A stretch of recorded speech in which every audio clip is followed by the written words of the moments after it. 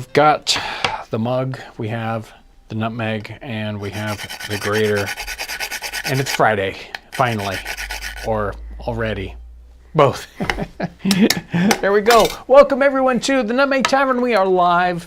I'm your host, John Townsend, and we're going to be talking about fun 18th century stuff today. The 18th century, that's 1700 to 1800 or so, right? Sometimes. Anyway, we've got some questions, but I definitely want you to jump in with questions because I don't necessarily have a billion questions to cover, and I do have some other things to talk about if we want to talk about them. But I'd much rather, chat with you because that's what the Nutmeg Tavern is all about. I'm joined behind the scenes on the other side of the time vortex by Lauren, who is in the chat. Hello. And Ivy, who is on the console and making all things happen technical. Hello, that's me. Okay. So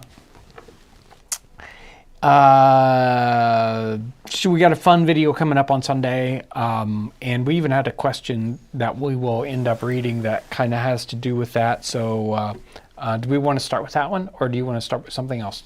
Well, I think the first question maybe we should answer is, do we know anything about, is it a leaderboard? Is that what they're calling it? Yeah. Do we know what it is and how it works? Okay, no. I still don't know, but it's brand new. Yes. The little... it's a new YouTube thingy, and it happens, and I feel like the goal is to, at the end of the stream, announce who the top 3 are. Okay. Right? Well, Daniel Banks is winning right now, right? So good job. I'll try to remember that at the end of the stream to check. But multiple people can be number 1. Really? Yeah. How does that work? Exciting. What is this? We'll figure it out. Okay, so see, there's 2 people that are number 2 right now. Oh. No, one says number 3. And mine just says... You just torched mine. I don't have any duplication Everything. in mine. But maybe as it's kind sorry. of reconfiguring. Are we still working? yeah, I think so. Well, my screen's blank down here, so... It's like you carried it. Sorry. The squirrels aren't being good today. Kitty Cat Co 29 says that the leaderboard is based on how many comments you make on the live stream. Okay. So there you go. It's really glitching out there, isn't it? We'll figure it out. So here's a question from Travis Miller. Do you have a certain 18th century tool or article of clothing that you feel is very underappreciated either in the time period or among reenactors? So this is 18th century tool or article of clothing. By reenactors. Or in the time period. Something that you've used and you're like, you know what? We should bring this back. Blow tubes. Oh, that's true. Blow tubes are excellent. Every campfire in the universe needs a blow tube. That's for sure. I'll go find one so that people will know what it is in case they've never Just witnessed the started magic. reading HMS Surprise in an 18th century mood. Let me tell you, that's just one heck of a good set of books. I'll just say that right there. Okay. Okay, so question. The first question on my list is, what is the baker's oath? Because the last video was the bread baking video. Baker's oath. So we had something. Apparently, I mentioned the bread baker's oath. You must have, surely. I think you were talking about about adulteration. Right. Did it not get here? Here it is. I only have 4 or 5 pieces of paper, and yet I was like, it's not here. It's not here. Here we go. I do swear, and then in parentheses, or solemnly affirm, as the case may require, possibly if you're like somebody who doesn't do any swearing. I do swear that I will not enter into any unlawful combination whatsoever to raise the price of bread, or of corn, meal, or flour, or into any unlawful combination not to bake, and that I will, so that's one part of it, and that I will not knowingly make, bake, or sell, or to permit to be made, baked, or sold for my use any bread in which any other ingredients or mixture shall be put, save only the genuine flour or meal of the grain, and salt, and water, and barm, or yeast, or eggs, or milk.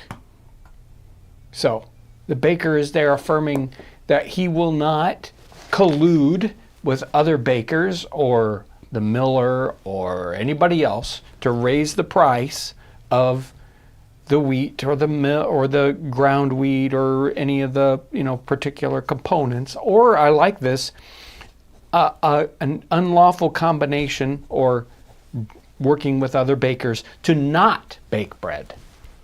And that's specifically what we're talking about here, is the component breads that are being regulated. And then those regulated breads need to be made of just flour, just flour, salt, water, barm or yeast, barm and yeast, basically the same thing.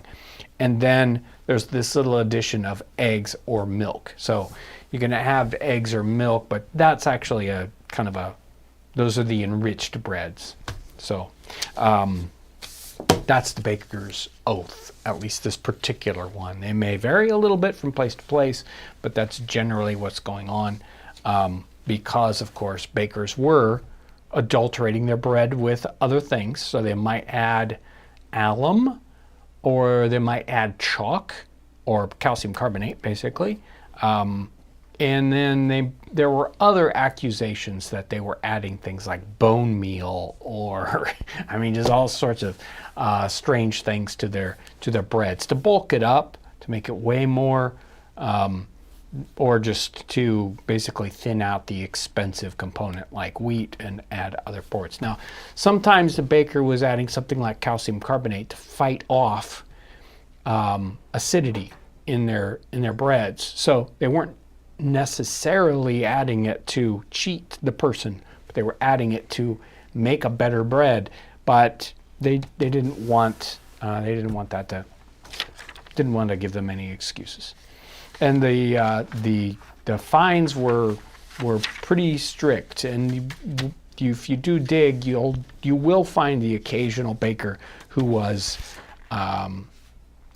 brought up on charges of adulterating his bread. So it wasn't one of those dog without teeth kind of things. Okay, so I have a member chat here from Daniel Banks. Happy Friday, Townsends. And then there is a super chat here from Max Arcool. What are some things from the 18th century you wish Townsends could offer for sale, but for various reasons don't offer? Well, you might jump in. You guys can jump in. I'll mention. I searched for a long time for, and I knew I would never find it. I was naively thinking in the beginning of finding a true 18th century pocket watch to offer that used the proper components on the inside. But that's just like, John, you're nuts. You're not going to find anybody that does that. So, for a while we offered pocket watches that kind of looked like period pocket watches. At least the face was good and the size was something good, but they were too thin, and obviously they used a modern work on the inside, a digital kind of a crystal on the inside to do everything. Some people would offer a mechanical watch for the guts, but since they weren't the 18th century mechanical, what was the point of that? So that was my idea of a fun product that would be neat to offer. I did think of a pocket watch too, the actual accurate movement. And then the next thing I thought of was somebody was just in the other day and he was excited about naval sword. And we did used to have a naval sword. But we do not anymore. And there are a lot of pieces like that. There are some really incredible pieces that take a lot of craftsmanship, Yeah. but a lot of those are such high-end pieces, and it's really lovely to get them from the actual craftsmen themselves, and they can only make so many that that we wouldn't carry them Right. just because it's a better relationship to do it directly through the craftsman. So, Yeah, there are some like sword makers out there. You might want to look at Old Dominion Forge. He does some incredible craftsman type. I mean, it's just one guy and he's just cranking out this amazing stuff. And there are other craftsmen out there that do offer those kinds of things. Somebody was wondering if you were planning on ever doing any more of the X-person, so Benjamin Franklin hamburger, episode, Thomas Jefferson. Yeah. No, so in the short run, they weren't very successful at all, even though they were a very interesting concept. And, I'm not sure how we would attack them if we were to do it again. In the long run, over years, their performance hasn't been too bad as a video, but basically, it's kind of like I don't know what a new one might add to this series, Right. because like the concept is sort of about the thought exercise, yeah, and I don't know of any new angle that would add to the thought exercise, but maybe we'll think of something. yeah, Every once in a while, you're like, wait, hold on. yeah. This would add to it. This wasn't a question, but it was kind of like they were interested in you commenting on Master and Commander and what made it such a good series. And I thought that might make a fun live stream to actually kind of go through the book series and maybe talk about the comparisons between how he worked real life, naval events into and kind of, I mean, work them into a series.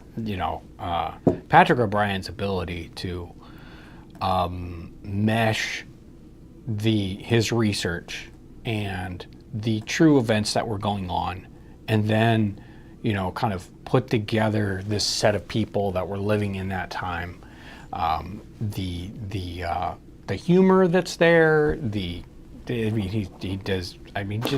is a master at doing that. So. If you aren't careful, you're going to turn it into this live stream. Yeah. No, stop, we'll do it later. Yeah. Okay. So this person was wondering about bread adulteration. Could they taste the difference? Like if someone added bone, could you taste it in the bread? Did they ever mention that, or was it just kind of dangerous? So you could tell, and people would say that you could tell, and it's especially when they added alum to it, it would give it a kind of a little bitter flavor. And they would kind of put a couple things, try to balance those out. So they would put the chalk and the alum in together. And, basically it's almost like they were experimenting with a leavening technique, but they didn't know it at the time. But you could definitely, they said that you could test it basically and see the difference. Like if you dissolved it in particular ways, dissolve the bread. So they experimented with testing breads, but I think you could tell the difference. So here's a super chat from Speed and Style Tony. Have any information on Eastern native-owned tomahawks? All I can find are more Central and Western tribes and later. Eastern. I am not expert on that. I would ask that question of Simeon England, who's done a lot more research on that specific thing. And this whole the regionality and that I don't know anything about. Okay, I'm going to put in the link to Simeon England's website. So here's a super chat from Ashley LeCount. I'm in town here in Pearston, antiquing. And I'm outside the store, which probably sounds creepy. Oh well, happy Friday, everybody. Hi, Ashley. Ivy and I were chatting, and I was telling her that I don't actually know exactly where Ashley is, but she's around because she gets to go to the events in our area. No, I see. So, the ones, you're like, maybe a 5 metals or Right, Mississippi right. or something like that. Okay, this person was wondering about whether there were other professions that might have taken an oath in the time period. So you've got the baker's oath, you'd have the doctor's Hippocratic oath. Have you run across any other oaths that were taken? You're definitely going to have lots of things that are having oaths taken in the 18th century in England, in Great Britain, and then by extension you might have that happening in the colonies, although they're not nearly as regulated as much. So the colonies were kind of sitting on the outside edge of what's going on in Great Britain before the Revolution, and so they kind of got to pick and choose what they wanted to bring in with them. So you'll definitely find oaths and lots of different, it's much more regulated in Great Britain than we would have ever imagined, at least as we sit here in the United States and, in the 21st century. So you're going to have other situations definitely where you're going to have oaths. Military people are going to have oaths. If you are in a regulated industry, and there were lots of regulated industries, there are opportunities where you might have oaths. Okay. Somebody was wondering about candles and candle making, and I can't find their specific one, and it was it was far away, and I can't find it. But they were asking about candle regulation, and I don't know if they'd seen the video where you were talking about how we did the lighting one. We did the whole lighting episode, and we spent a lot of time talking about the regulations of candles.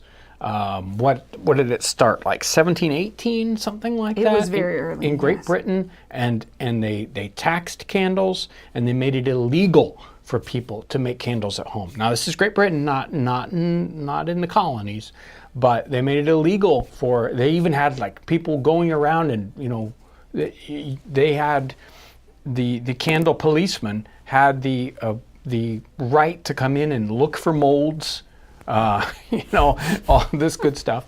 And the only lighting that people could make for themselves were reeds. So they would have a reed that would be soaked in oil, and they would burn that.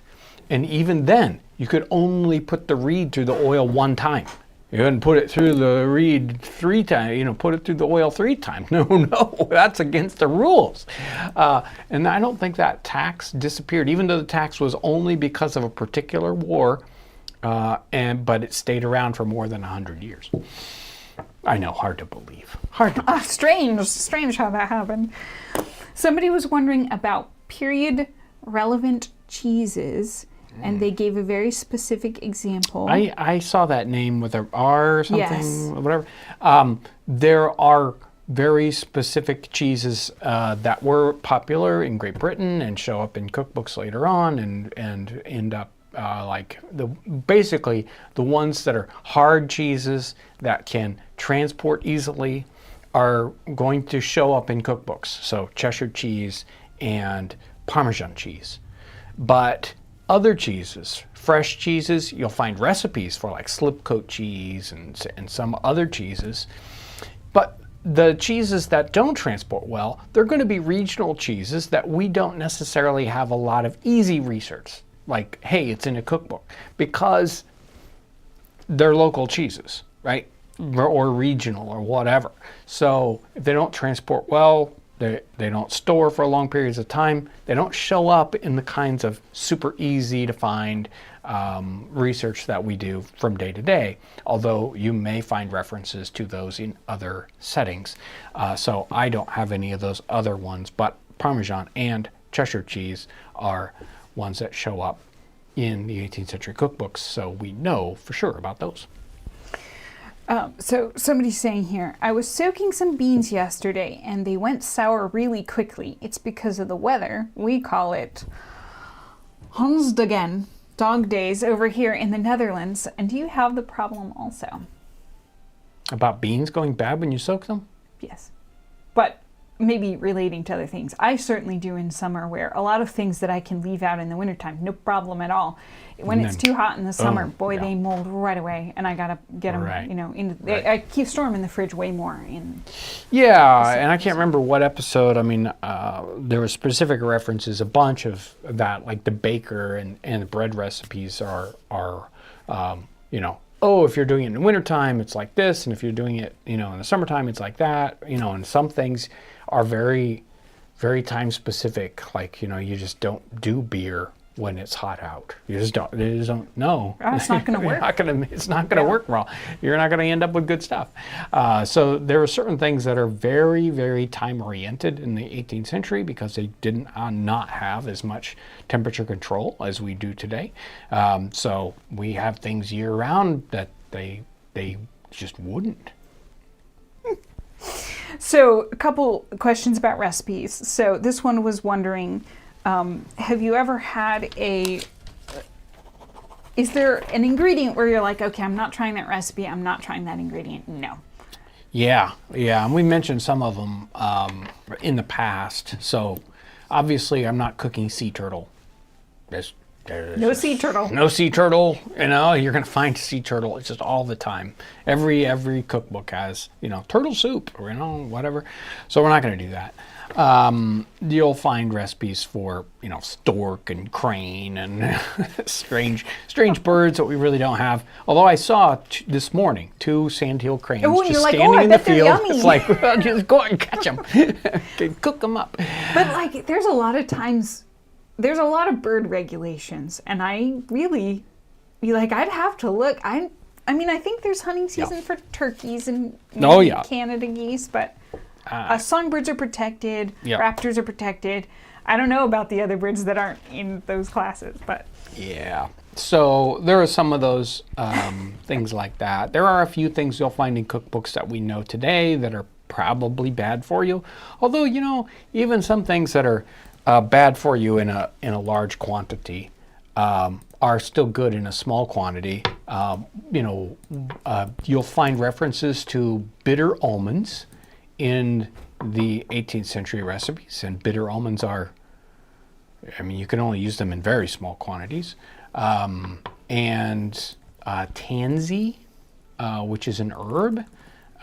There's even a whole dish called a tansy, which the tansy, the plant, is not good in large quantities for you. So, there's some things like that too. But we still talk about nutmeg regardless. Mm-hmm. Okay, so somebody was wondering if you'd ever gone to Fort Ticonderoga or Saratoga. I have not. They're actually on my go-to list, but I spend all my time making videos at home, so there you go. Okay, so this person was wondering, what is the best ever tippity top 1 meal you've prepared for the channel? And right underneath it, Sweden Style Tony says that they still have not gotten to try the Parmesan ice cream.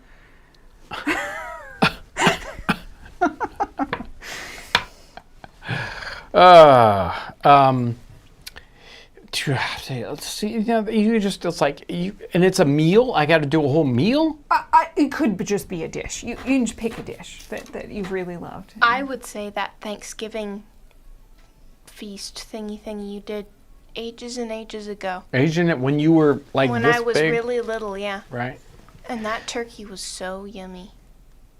I still remember it, so it must have been really good. It must have been good. That's Ivy's vote right there. Mm-hmm. So there's the whole Thanksgiving series. I think we put that together into something. Compilation. Yeah. I would say I really do. If the Indian pudding is done right, it's just really good, which goes into that meal along with some of the other things. Cranberry always comes off as super metallic to me. I don't know. It doesn't seem to matter what way cranberry is cooked. To me, it tastes like metal. Even when it's not in a metal can, it still tastes that way. Exactly. So that's part of that one that is not my, I like woohoo. So I don't know. I'll let you go with Ivy's answer. Sounds great. So, how well educated were children in contrast to the 18th century to today? Is that a loaded question? I as soon as I read this one, I was like, oh, that's because I think they got a lot more training in household and apprenticeship, and and I think it was split a little bit more across, like the variation in education would have been. I almost accidentally answered this question and I didn't print it out. I mean, I got close to it and I didn't. It was a book called Advice to Young Businessmen, or to the young about business. So Advice to the Young about Business. And this book was like everything you needed to know to start a business, which was, it's like, well, here's the form of how bills are done, and here's how to do bookkeeping, and here's how to do this and that. It was just like, why, like, all the things that you actually need to know to do those things in a simple little book. Even how to do, it's like, here's how to do arithmetic, And I think that was because the schooling, there's a whole bunch of, obviously schooling wasn't what it is today. Today we think, well, there's this one way to school everyone, and people are going to go to school, and they're going to, bells are going to go off, and people are going to go from class to class, and blah, blah, blah, blah, blah. Like school has been done forever, except it hasn't been done forever. School wasn't the bells and the classes and all that good stuff. That's like from, say, 1905, right?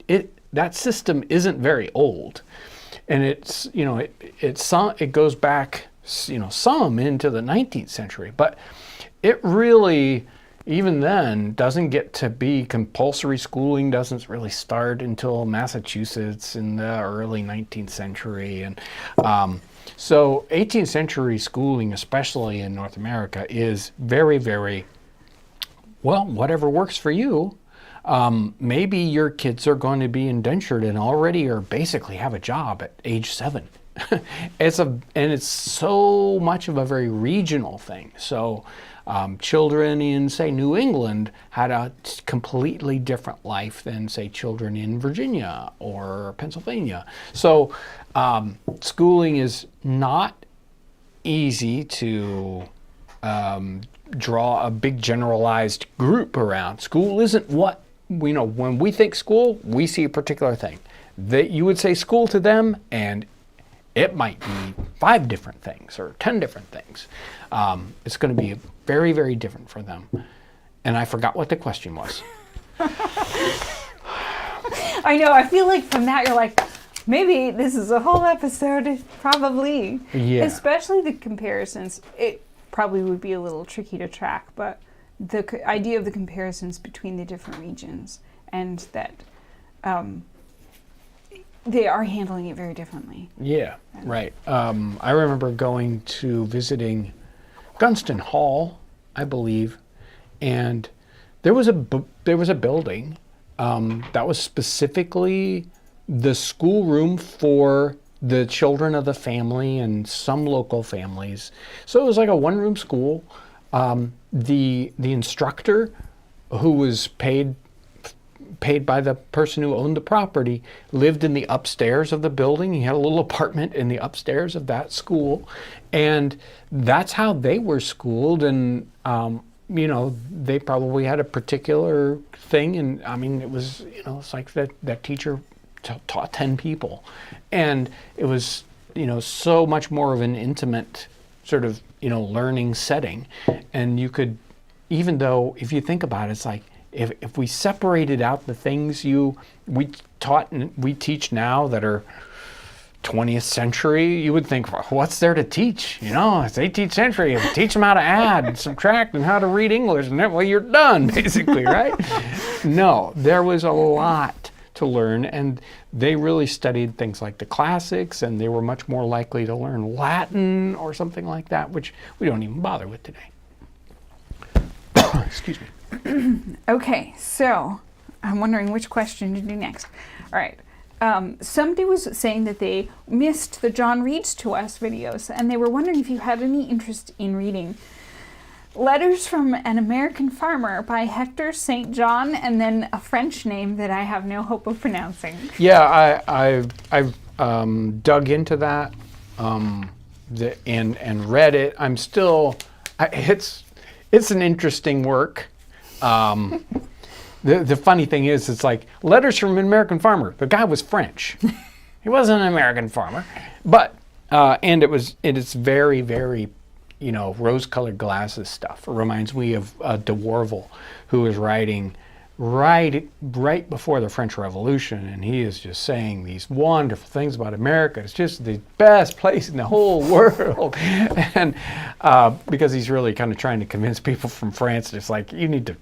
Of course, he ends up going back to France and getting killed in the French Revolution. So maybe he should have stuck in the America. But yes, I'm interested in reading that, and I've been chewing on how to do that and how to do my life at the same time. My life is very complicated right now, and it's sort of like doing those readings. It's like going on a diet. Yeah, I really ought to do that. I really ought to do that. Next week, for sure. Yeah, next week. Next week, that's when I'm going to start that. We are so bad. So this person was wondering what types of tobacco they might have had during the time period and what kind of pipes they might have had. So there are two main tobacco styles that are being grown, and it's been a long time since I've been in tobacco land, research-wise. But there are two kind of styles, Orinoco and the other one. One's kind of more sweet, and the other one's a more bitter one. Virginia and Maryland kind of, they are a little different in their mixture of what they're growing. I think the Orinoco one was the more popular of the time period, but don't hold me to the fire on that one, just popping out of the top of my head. But there are these two main ones, and one of them is the much more popular, say like 80%, and the other, and I think there are, possibly some other little varieties there. That's what's being grown in America.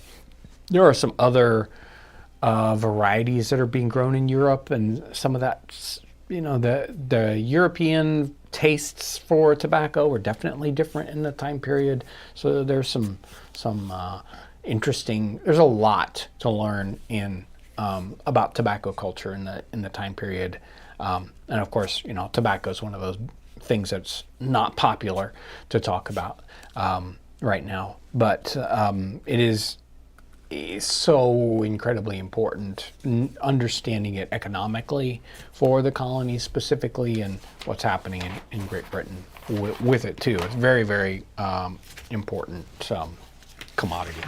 Every week I try to get to the brand new and renewing YouTube members and new Patreon. I don't think I have any new Patreon, but here are brand new and renewing YouTube members. Dairy, I think it is. I don't think it's Dan. I think it's Dari. Stephen Alexander, Leaderoy, Rita Loy. My brain will work here. Whimsy. There's David Collar of Casper's Coin and Jewelry.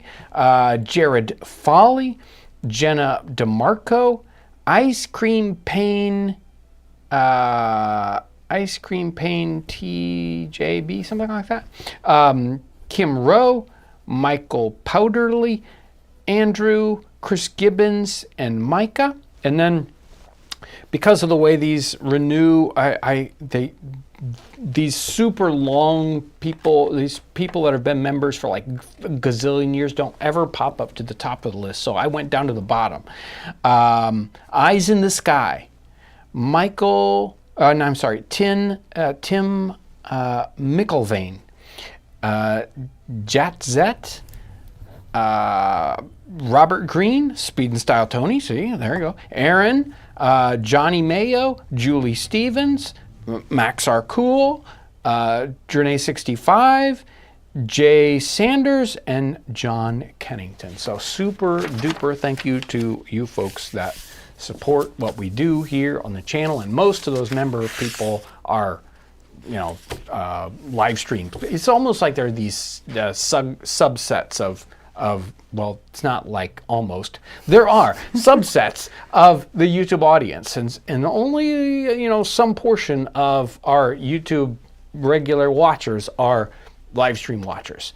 And you guys really help make things happen. So thanks for watching live streams. Thank you for being members. So, somebody was saying that they're pretty sure that your problem with cranberry is because it doesn't have enough sugar in it. No matter how much sugar you put in cranberry. It's never quite enough. And then somebody was saying on the topic of you reading the books that they really enjoy the Bark Covered House series, and they were wondering if there was more coming out sometime soon. And then this one, you're going to make yourself a note about that. And then this one was wondering, on the topic of Master and Commander, whether there were any historical books about any of the navies to read about.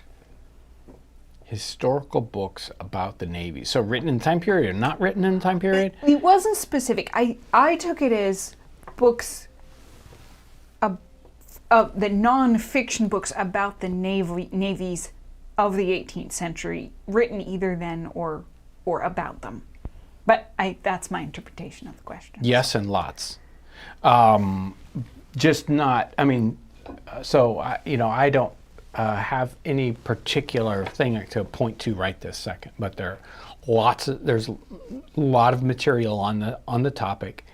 I don't have it. I thought I had one here. If you want the dry stuff, like the things that everything is made out of, when you want to do the research, there's like naval documents of the American Revolution. I have giant series of books that have every letter, every whatever, all the documents about what's going on in the Revolution, reports, and all these. Some of it's like, I don't understand what this is, and another one is like, okay, that's really, really neat. Sometimes you just kind of fly through that stuff and pick and choose. But there's a ton of material on the topic. Okay, so here's a super chat from Aaron Howen. Bernadette Banner once said, modern reproductions of historical fabrics aren't super accurate because the plant fibers themselves are different. Do you find that to be true in fabric and or other areas? See, now part of the problem is I haven't had a chance to interact with that many period pieces of cloth, right? So I don't know, but I can totally believe it, right? Not just, the plants have been, some, especially something like cotton, have been modified and, genetically or just plain, through crossbreeding so much that they're going to react differently, and then the way they're grown and the way they're processed has changed. So even something like linen, which probably hasn't been affected quite as much genetically, is still going to be so much more mechanically processed that undoubtedly the fabrics are altered. They're just better than using something that's synthetic, right? So it's like we can only do what we can do, right? And there are some people who, it's like, yeah, I'm going to grow my own XYZ and I'm going to hand process it and I'm going to hand make the fabric, and that can happen certainly. But even then, that product, because that person only has so long to accumulate the skills to process it, it only gives us the idea of what probably the lowest level person would have the skill set to do. So it's really a tricky thing. It's like, how would we replicate something that had 200 years of experience behind them, them and their parents and whatever, to create this piece of fabric. Like especially like the English wools. Right. You hear about them and they're so high end, and that idea of, you're like, okay, it'd be difficult for us to do the creation of the fabric, the creation of the wool yarn, and even like the sheep, their wool might be a little bit different. Exactly. So, and you know, that holds true not as for foods easily as much or more. Yep. Probably more than it does for cloth. So we can only experiment. In fact, this week's video goes almost right to that issue, because I end up using the raw product, just like they would use in the 18th century, for making a boiled pudding, and it comes out completely different than I expected it. I was totally blown away. I'm like, wait a minute, I've been making this dumb thing for a decade, and I've never had one do this before like this. Why is that? So, yeah, we can only fight our way back to trying to understand what's going on just 200 years ago. I don't even want to think about, it's like, well, I want to know what the Romans were really like. You know, we can't know. We just can't know, because we're so far away from them in our thought processes, in the material that we work with, in the world we live in. Everything has changed so much. It's so hard for us to even get a glimpse of what those things were like. But it's a very fun process. It is fun, and we learn a lot. When we were talking with the leather worker Matt a couple weeks ago when he came to visit for the live stream, we were talking about the idea that especially for people who are wanting to be long hunters, a lot of their research takes place in the field, because the long hunters weren't big writers, right? They weren't out there in the field journaling every evening. No. And so to find out how they might have done something, a lot of times it involves you taking the same equipment and trying to do what they were doing, to see if you can get a sense of how it may have worked if you were trying to replicate the process. Yeah, I mean, today, the weird thing is today, with social media, with things like YouTube and you know, Instagram or whatever, pretty much anybody, no matter what job they do, no matter how seemingly lowly or mundane or just, you know, I mean, isn't necessarily mundane, but let's just say vulgar. I can't, there's a word I'm looking for and it's not popping into my head, but the simplest kind of trade, you know. We have all these people that now have the ability to talk about what they're doing and describe it, like, hey, here's how you put the hose on a washing machine, you know, whatever, all these little tricky, you know, hints, right? And we have the ability to search for that and to put that online, and people with it's like, can I hold a phone? Can I hit a button? I can tell people how to do a thing. They didn't have that in the 18th century. You know, you had to learn from somebody else, and so these things are not written down.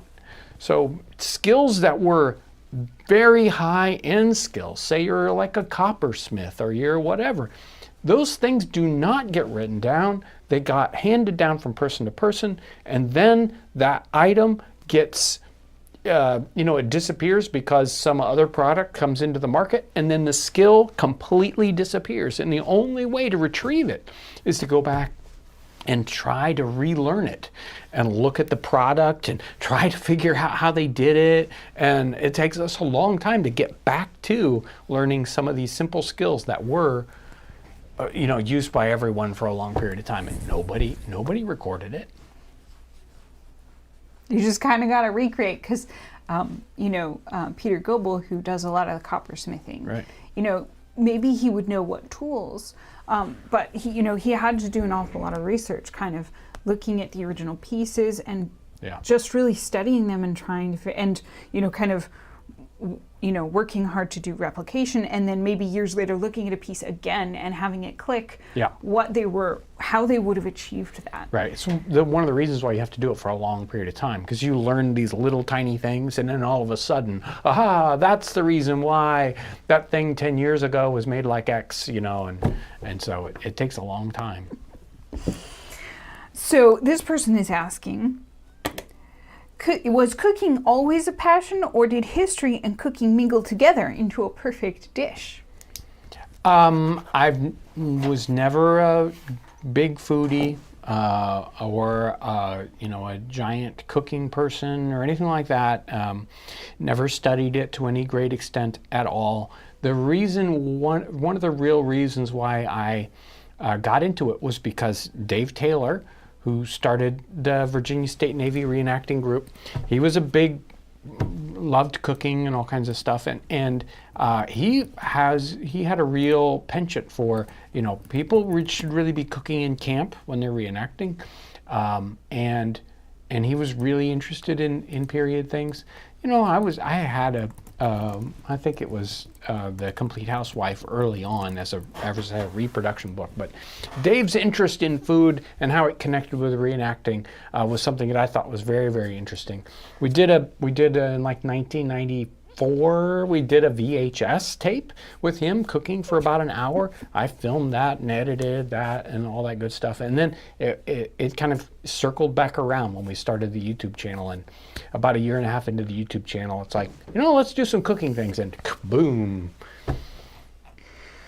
Yeah, that was one that everyone had fun connecting with. Yeah. Great.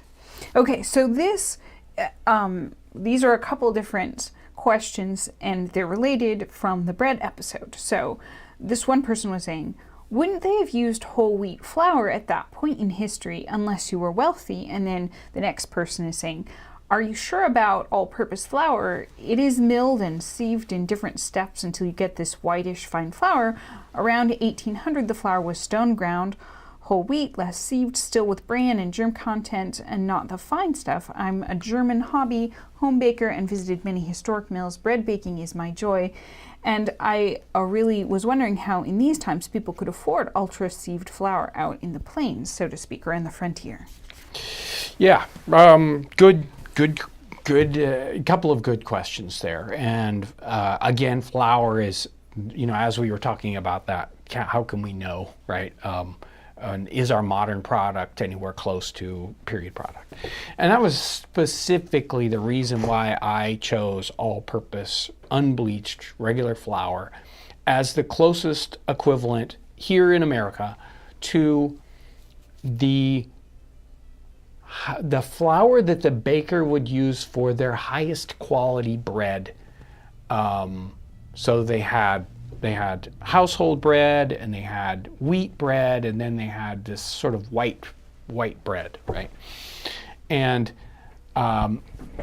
they had, especially in some place that's not the frontier, and those were the breads I was talking about, not necessarily frontier situations, but most everybody else that's in anywhere close to a city and anywhere close to a regular mill, they're going to have plenty ability to bolt their flour. Basically, they would have these big, basically a big fabric sock with a semi-coarse fabric, not super fine, but they would have different sorts of fabric, and they would put that flour through it, and the fine flour would come out of it. So they had the ability to make as fine a flour as you want.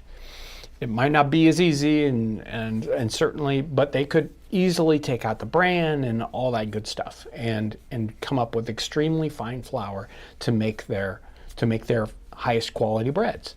And then they would recirculate. They would take that bran that came out or the not super fine flour, and they might regrind it, or they might add it to a flour and have that second grade flour or third grade flour that's much coarser and a lot more bran in it. They had the ability to do that, and that was one of the things that's what the miller's doing.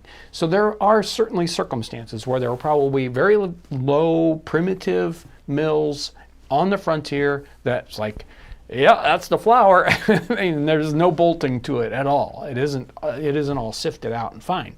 Mr. Nicholas Creswell talks about going to almost the frontier to Pennsylvania, and there's somebody with a tub mill. He describes it as a tubmill, which instead of the water flowing a particular way over a wheel and it going through all these gears, a tubmill was a very, very simplistic kind of mill that used almost like a turbine to mill the grain. It was a much smaller kind of a way of doing it, and he probably didn't do any of that, making it all fine in that kind of situation. But most cities, you're going to have the ability to get fine flour. Yes, it might be more expensive, but and the reason why I chose all-purpose flour is because the gluten content is lower, much more closely related to the gluten content of the best flours in the 18th century. They didn't talk about all-purpose or pastry flour nearly as much. It was just basically, hey, it's flour, and it's going to be probably similar to our all-purpose. Okay. Ta-da! So this person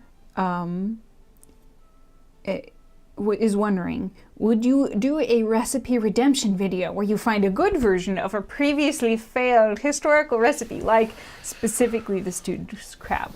Well, Ryan did. He tried to fix hard. it. He tried to fix stewed crab, Yes. and he could not get there. Apparently, I think he said that leaving the wine out or reducing it or making it slightly different was what made the most difference, but it never really got good. Yeah, and it could just be that crab in Indiana just isn't good. Yeah, it could be we need to go to the field trip. We go to the coast. Yeah, we're gonna go to Maine or someplace, or is it Chesapeake Bay area where crabs are? I'm not sure. Go to the land of the crabs. We'll Google it. We'll go to the land of the crabs and have fun there. Okay, so here is a member chat from Speed and Style. Tony, any cooking collabs in the future? I hadn't heard of any. Yeah, we don't have anything scheduled right now. And sometimes they take a really long time to go from schedule to fruition, so probably not anything soon. And then here's a member chat from Aaron. How started watching during lockdown, still a fan. Thank you. I'm glad you stuck with us for so long. And then, okay, so here's a question about potatoes or Yes. potato soup. Before the potato was brought back to Europe from the New World, did we have recipes like this, like potato soup, but using root vegetables already grown in Europe? Did we use turnips and rutabagas, for example, or did these recipes come about after the potato was introduced to Europe? Yeah, I think you're going to find that they're going to be doing something very, very similar with turnips specifically as a in theory earlier potato substitute. So the answer is, did the things start out, did they like, oh, here's a potato, now let's figure out how to cook with it. We're going to invent these whole new things. Not so much. So it's a lot more like, hey, here's this new thing. It's like a turnip, except so let's just use our old turnip recipes and we're going to turn them into this. So I think it's definitely one of those potatoes just start to get used in those recipes that were already pre-existing. And you'll find that to be true. They do their best with other ingredients. So, whether you're trying to bake bread and wheat's the best thing and you're using a substitute, or, they really tried to make corn work for a lot of different recipes. And, sometimes you did have to invent new things for corn because, maize, corn, it's weird. It is just plain weird to work with. And they found that to be true, right? They had to adopt Native American recipes because there was just no good way to make it work for some European recipes. But generally, whenever a new thing comes in, it's like, well, I think we can use it like we use something that we are currently using. So here's a comment from James Gibson. He says, I've been watching for years, but I seldom comment. And this is me. I'm not sure I've ever commented on anything online, even though I watch a lot, that didn't have to do with the store. And I appreciate everyone who just watches and they're just here to watch. Right. And I mean, that's okay. That's a good. the wonderful thing is you do have the ability to jump in if you really need to, or you think you've got something useful to say. And sometimes there are many of us, I'm one of them, who, it's like, somebody already said it, or close enough, or, somebody will chime in with the right answer here. And that's okay. It's great to have all you people out there who don't necessarily, show up and wave your hand in the chat. That's okay. We know you're out there. Yeah, we know it. We know it. And I meet a lot of you, face to face and at different events or whatever. So that's always wonderful. So here is a question on the barbecue episode. What degrees Fahrenheit was considered slow cooking, and how do you keep the meat from spoiling over low heat? So they very rarely talk about temperature as a Fahrenheit or certainly Celsius. So sometimes you'll see that being referenced in very, very particular things like cheese or let's say beer. Later on, it's like, wow, if we just use a thermometer, all this gets easy. But we generally know that if we're doing low and slow cooking, 250, 300, depending on how long and what the cut is and how long it takes to break it down and make it not tough. So, you can use those modern concepts there. They're just going to say use a slow oven or keep it a long way from the fire. And they'll have different sort of directions for that, especially cooking meat directly over the fire.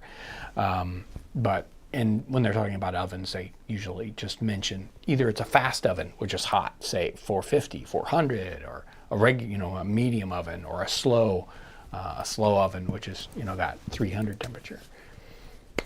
Okay, you ready? I want to show them my horse pictures. I found this book. That's true. I found this book. That's called. Sorry. Boy, here we go. I found this book called 10 Minutes Advice to the Purchaser of a Horse. So imagine if you have a used car buying guide, right? It's like, here's how to buy a used car. And it's this whole book about buying horses. And, it talks about, the mark of mouth, where you can see how old a horse is by their teeth and all this good stuff. But I like the countenance part. So here's the countenance. And there's even a couple of plates. Look at that horse there. Now he's got problems. Apparently all these little things are problems with the horse.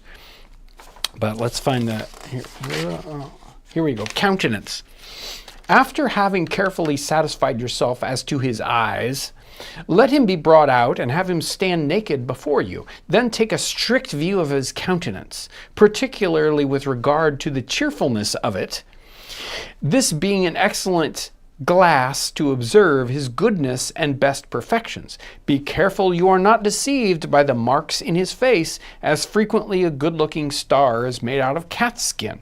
If his ears be small, sharp, short, pricked, and moving, or if they are long, yet well set on and well carried, it is a mark of goodness. If they are thick, laved, or lolling, wide set, and unmoving, they're a sign of dullness or of an evil nature. So this guy's got a good countenance. Look at him. And then there's this one. Don't buy this horse. Just don't. No. Maybe if it looks mean, Don't buy it.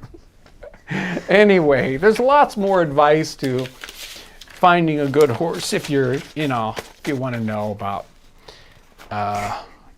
horse imperfections, or whether their head gasket's going to blow. So it's always fun doing the research on that stuff. Okay, so yes. Are you ready? I feel like if we move the leaderboard so you can see it, you could read off the Leaderboard. I mean, can you?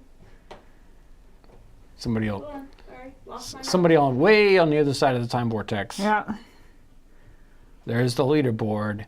Aaron Howitt, 3630, number 1. Woo! You can even see the person. Woo! They picked their out just for this. Sweet and Style Tony, number 2. Ashley LeCount, number 3. Max Arcool, number 4. Kitty Cato, and then Johnny P. Good and Daniel Banks. Look at you guys. Yeah, come on. I do think this is a fun idea. I want to thank everyone for coming into the Nutmeg Tavern today. It's a joy to be able to chat with everyone basically every week. I mean, I haven't missed for quite a while. But for everyone to come in and chat and have a good time, be able to kind of take a break from whatever the real world is to you, and come into this world, come into this tavern, and relax a little bit and have fun chatting about, strange, fun stuff that still affects us, but it doesn't affect us so that it has to make us sad or anything like that, right? We can just kind of learn and have fun. Thank you, Lauren. Thank you, Ivy. And super thank you to the super chatters and the members and everyone else who helps support what we do here, whether it's buying merch or just suggesting our channel to other people for their enjoyment. So I hope you have a wonderful weekend, and thank you for watching.